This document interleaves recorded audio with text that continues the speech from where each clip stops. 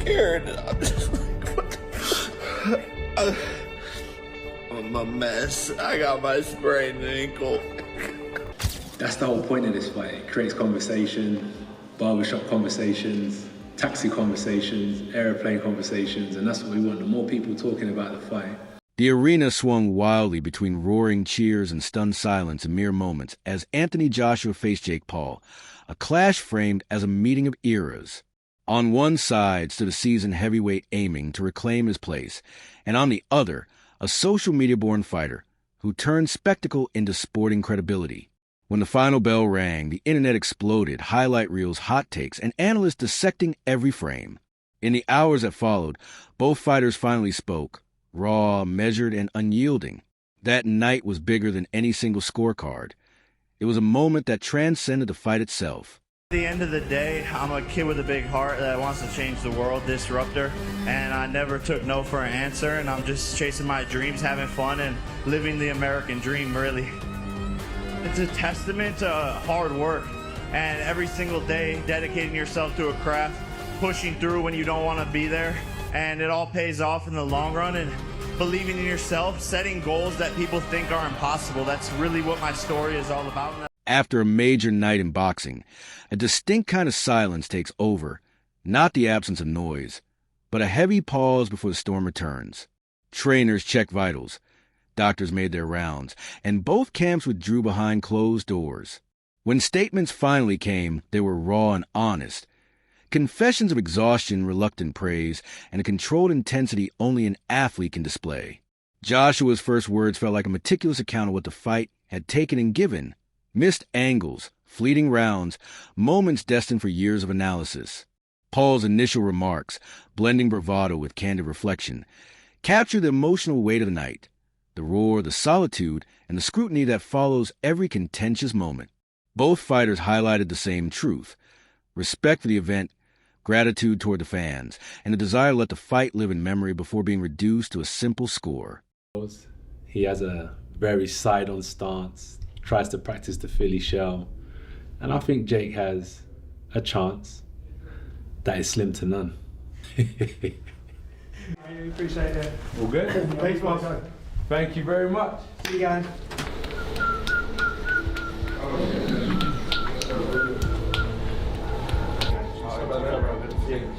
Yeah. Heavyweight of the world! Yeah, can you get my back? No.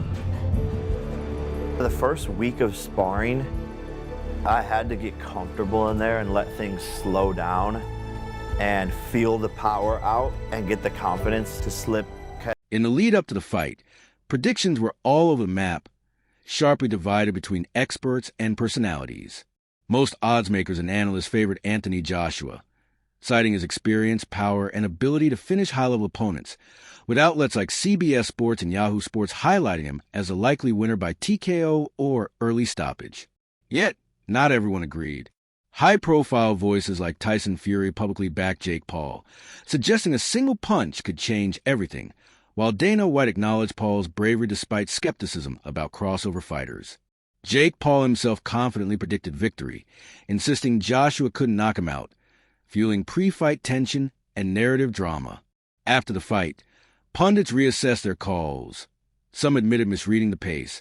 Others dissected Joshua's old-school power against modern spectacle, and fighters analyzed technical adjustments, ring control, and the influence of crowd energy. What stood out was the honesty.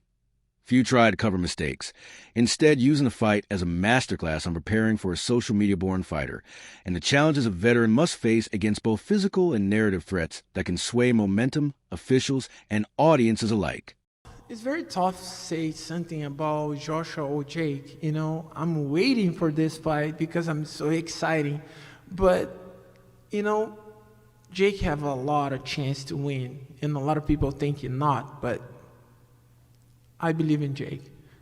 I mean, Joshua is the best fighter and have a lot of experience in boxing. You know, he's a heavyweight guy, but Jake improved a lot, and the people need respect both. You know, because it's not everybody have a, sorry my language, but have a balls for come inside the ring and fight. From the first bell, the fight erupted with energy and intensity. Jake Paul's awkward, aggressive angles occasionally found openings, while other moments reflected textbook heavyweight boxing. Controlled jabs, strategic setups, and heavy power shots. Small actions, a quick uppercut, a misstep. Felt routine on replay but seismic live, shaping entire rounds. Afterward, both camps reflected respectfully on these key exchanges. Joshua's team praised his effective jabs and power combinations, while Paul's corner highlighted scrappy infighting and unexpected ring confidence. The fight extracted new respect, doubt, and endless what-ifs from both men. Outside the ring, social media amplified every moment. Clips looped millions of times, analyzed replay by replay, and transformed brief gestures into cultural touchstones. Short backstage clips and confessional footage added intimacy, making fans feel part of the action. Trainers from both sides approached analysis clinically. Joshua's corner emphasized guard discipline and range management against unconventional attacks, while Paul's team praised conditioning and heart but noted tactical blind spots. The focus was purely on learning. No grandstanding, no excuses, just detailed breakdowns of rounds, pacing, and corrections to inform future training cycles. See in skill, sometimes the better fighter carries the other fighter or maybe goes a little easier. Is there any part of you that maybe thinks that way, or are you going in there 100%? Zero part of me. And there's not even that it's Jake. It's just, do you know, I was actually looking at myself today. I'm a very respectful guy, brought up by a good family, but if I can kill you, I will kill you. That's just how I am. And this is just the job I do. This fight moved serious commercial gears, with betting lines shifting during the bout and over the post-fight weekend, and pay-per-view numbers dissected in detail. Promoters immediately circled potential rematches, while outlets like CBS and other analysts adjusted prop bets in real time, a reminder that modern boxing is as much a data-driven entertainment industry as it is a sport. Executives and broadcasters will track rewatch sales and subscription spikes for weeks.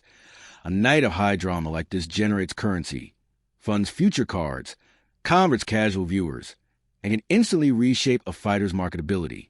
Fans debated meaning while pundits analyzed craft.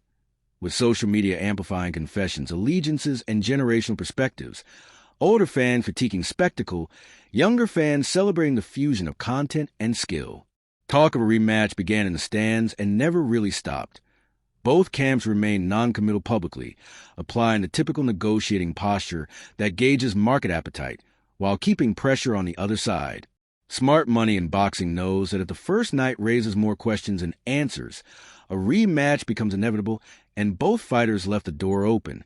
Health and safety were prioritized in statements, reminding audiences that long-term welfare outweighs narrative or commerce, quieting much of the social chatter. This night recalibrates legacies. For Joshua, it's another chapter in a career marked by heavyweight titles, setbacks, and reinventions. For Paul, it's a high-stakes test of legitimacy.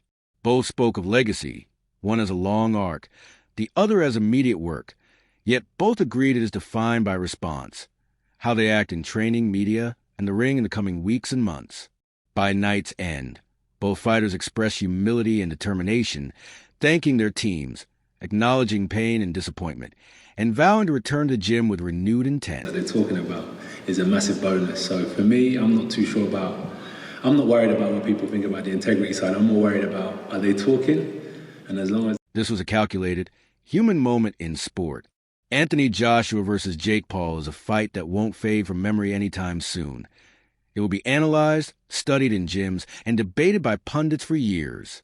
Both fighters made smart, immediate statements, focusing on what the fight cost them and what it taught them.